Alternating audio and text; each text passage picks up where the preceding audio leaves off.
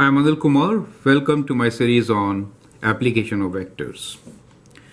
Here we have an excellent example from previous test papers, and I hope it will help you understand all the concepts related with application of vectors.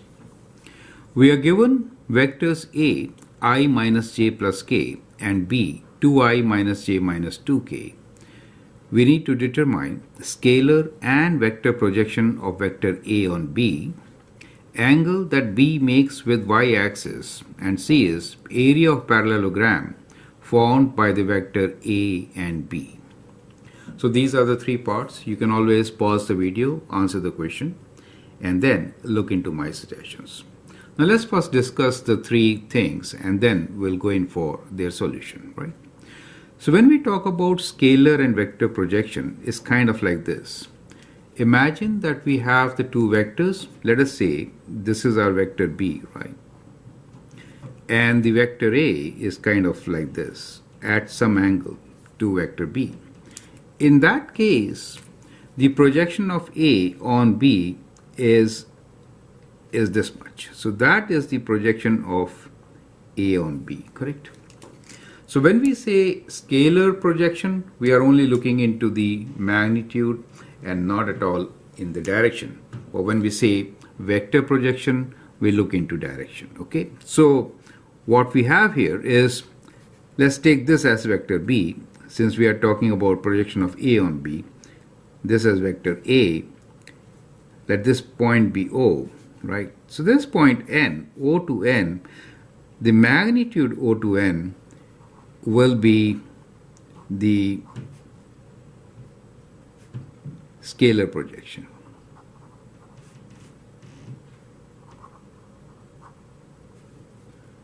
Of A on B, right? So we also write like this, scalar projection of A on B.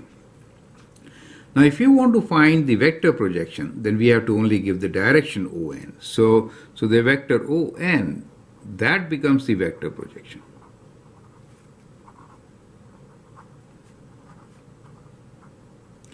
Of A on B. Is that clear? Right? So as you can see, if the angle here is theta, in that case A cos theta is scalar projection, right? So this component ON, the magnitude is equals to A magnitude of A cos theta, the angle which A makes with B.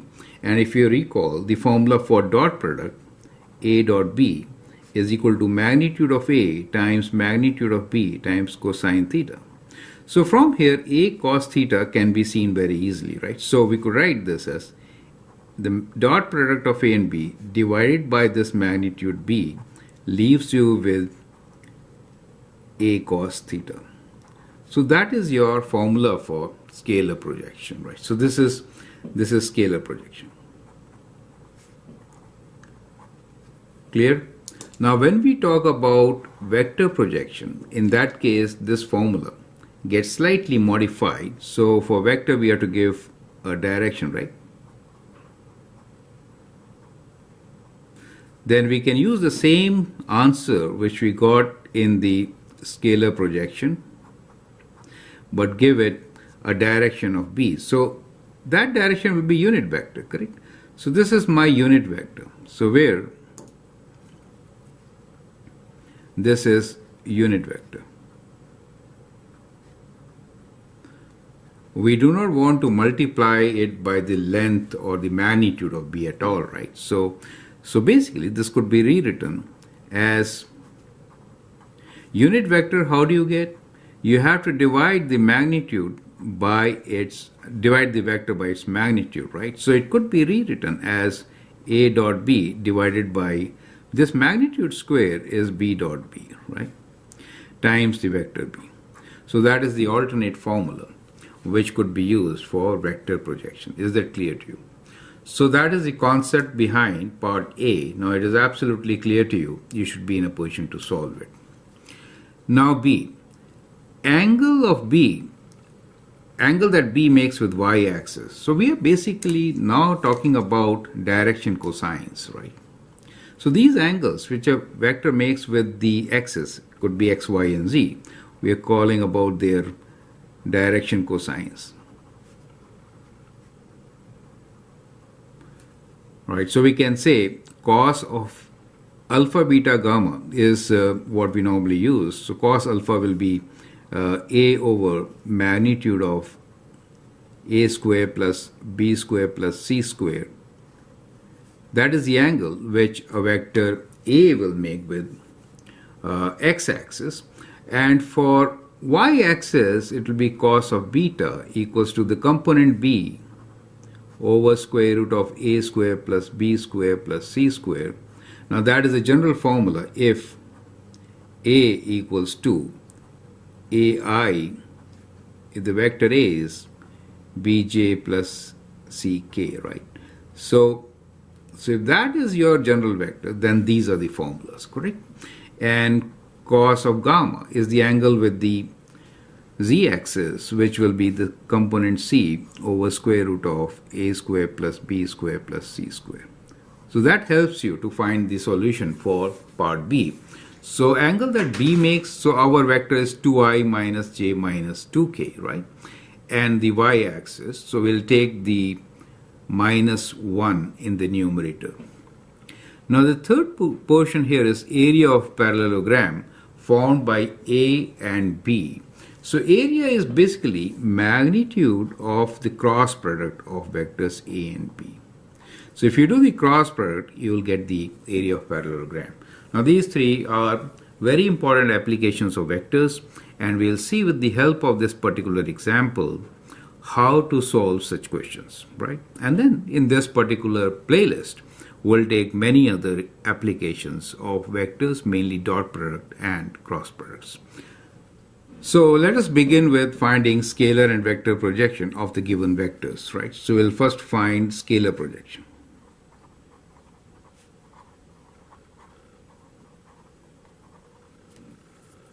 So as discussed, we'll find scalar projection of A on B, right? So that is symbolically, we could write like this. We are given vector A, which is I minus j plus k. So these are the unit vectors, and vectors B is 2i, I, j, k are unit vectors along x, y, and z axis, correct?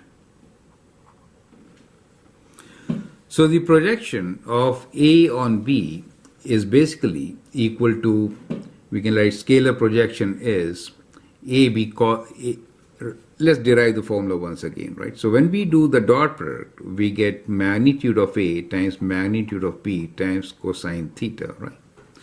So A cos theta is the projection. So scalar projection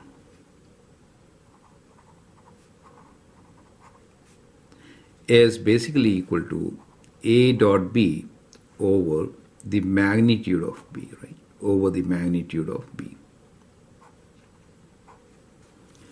So let's find the dot product of these vectors. It is 1 minus 1 1 dot 2 minus 1 minus 2.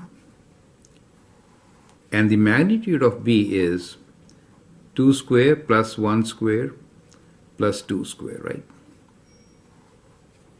Well, we could have written minus 1 whole square, that's fine. It gives you a positive result, right? So that gives you 1 times 2 dot product, we get 2. Then minus 1 gives you plus 1. 1 times minus 2 is minus 2. And the magnitude here is square root of 4 plus 1 plus 4, which is 3, right? So we get 1 over 3 as the scalar projection of A on B, right? Now let's find the vector projection.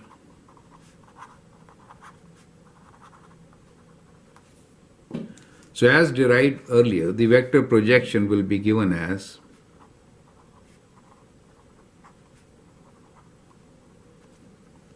you could say scalar projection times unit vector, right? So think like this, scalar projection, right, which is a constant, a scalar, right, times the unit vector.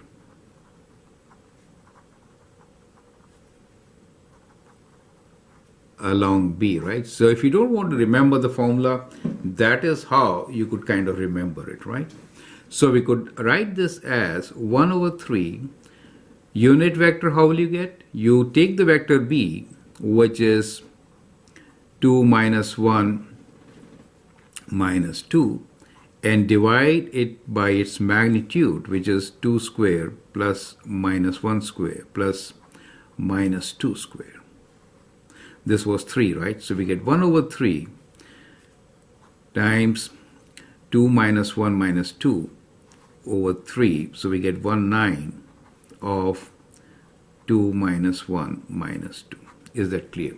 So that becomes your vector projection, correct? So the vector projection is written as, you can also write this as 1/9 of 2i minus j minus 2k. Perfect. So that is how you are going to get scalar and vector projection of vector A over B. Now as an exercise, what you can do is you can find the scalar and vector projection of B over A, right? So if you find scalar projection of B over A, and then also you can do the vector projection of B over A, right? So you can try this out and see if you get same or different answer and provide reason for your answer. I think that will be a good exercise. Now let's continue and take the next application. Part B is to find angle that vector B makes with the y-axis, right? So the vector B is given to us as 2i minus j minus 2k, right? Now y-axis. So unit vector along y-axis is what?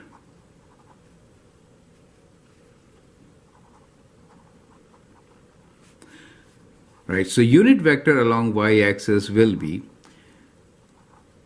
0, 1, 0, right? So that becomes a unit vector along y-axis. Let's call this as our vector, or you could also write this as just ijk, right? So you could write, right, this is good enough. Okay. So that is vector j, right? Basically the unit vector along this axis is vector j. Correct?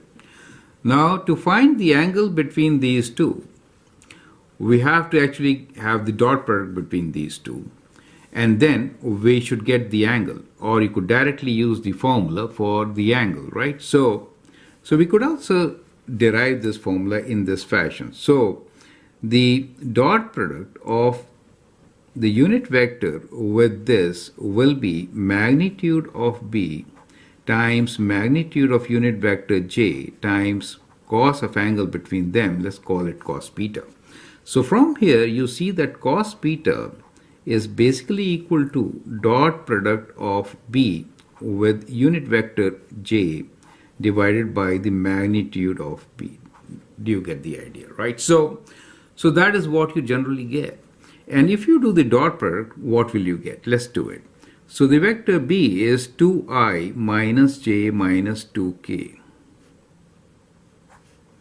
And its dot product with j is 0, 1, 0. Perfect. Divided by the magnitude of B, which is 2 square plus minus 1 square plus minus 2 square. So what we get here is that cos beta is equal to, so when you multiply, that becomes 0, this becomes 0. Only the coefficient of j comes in the numerator. Perfect. And that is minus 1. And this denominator is 3. So what we get here is that the cos beta is in second quadrant, right? Minus 1 indicates that we have the angle, which is an obtuse angle, right? So somewhere here. So we can use the calculator, find the acute angle alpha, let's say some angle alpha, let's use phi. So we'll find what is cos phi for 1 over 3, so that we get the angle, this angle, acute angle in quadrant 1, right? So we're calling this as angle phi.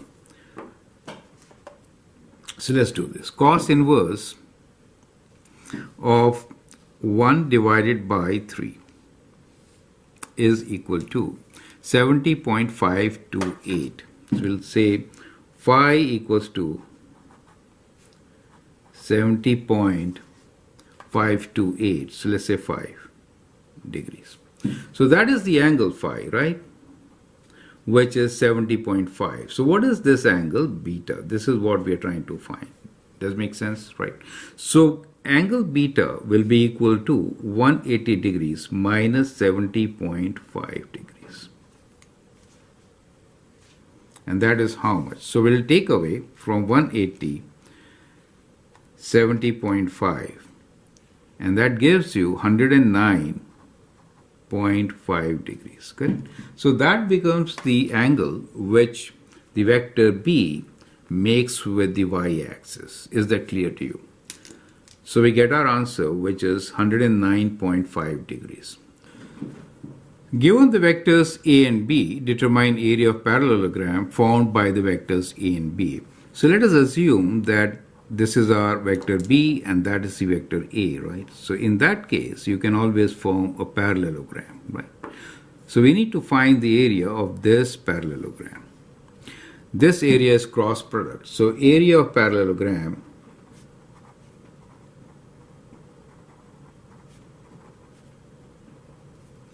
is A cross B. So we'll just find the cross product. There are different ways of doing it. So what we could do is we could use the determinant. So we say ijk, and this A is 1, minus 1, 1, and this is 2, minus 1. Use your method, right, to find the cross product. The whole idea is just to find the cross product, right? So we get A times this product, which is 2, minus that product, plus 1, minus J times minus 2, minus 2, plus K times, and it is not just cross product, it's the magnitude of cross product, since always it is a scalar quantity, correct? So J will be this minus 1 times minus of this, which is plus 2. So that gives you 2 plus 1, 3i, minus 4 times minus becomes 4j, and this becomes 1k. So that becomes the cross product. We have to basically find the magnitude of this to find area. So area is magnitude, right?